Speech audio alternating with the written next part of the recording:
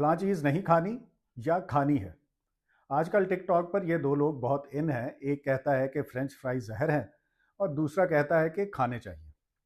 तो इस तरह के दो ऑपोजिट ओपिनियंस में हम क्या करते हैं? साइकोलॉजी कहती है कि ऐसी सिचुएशंस में हम कंफर्मेशन बायस से काम लेते हैं। कंफर्मेशन बायस है कि हम उस राय को सच मानते हैं जो हमारे मौजूदा ख्यालात के मुताबिक हो। यानी अगर आप फ्रेंच फ्राइज को जहर समझते हैं तो आप लाशौरी तौर पर आइंदा भी ऐसी इंफॉर्मेशन को सही मानेंगे जो इस बात की तस्दीक करती हो। और अगर आपके ख्याल में फ्राइज हार्मफुल नहीं है तो आप लाशौरी तौर पर इससे मिलती जुलती इंफॉर्मेशन की तरफ ही अट्रैक्ट होंगे। और इस तरह हमारी पहले से बनी हुई ओपिनियन और पक्की होती रहती है। और हम सिर्फ यही नहीं करते बल्कि अपने मुखालिफ राय के खिलाफ मजीद सबूत या जवाब भी जमा करते हैं।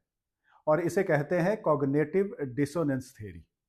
ये थ्योरी कहती है कि मुखालिफ राय सुनने पर हमें मेंटली डिस्कम्फर्ट महसूस होती है, जिसे कम करने के लिए हम मुखालिफ राय के खिलाफ ऑब्जेक्टिव या सब्जेक्टिव जवाब ढूंढते हैं।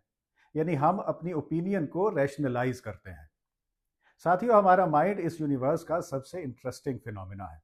इसके बारे में मजीद जानने के लिए फॉलो करें माइंडेटरी।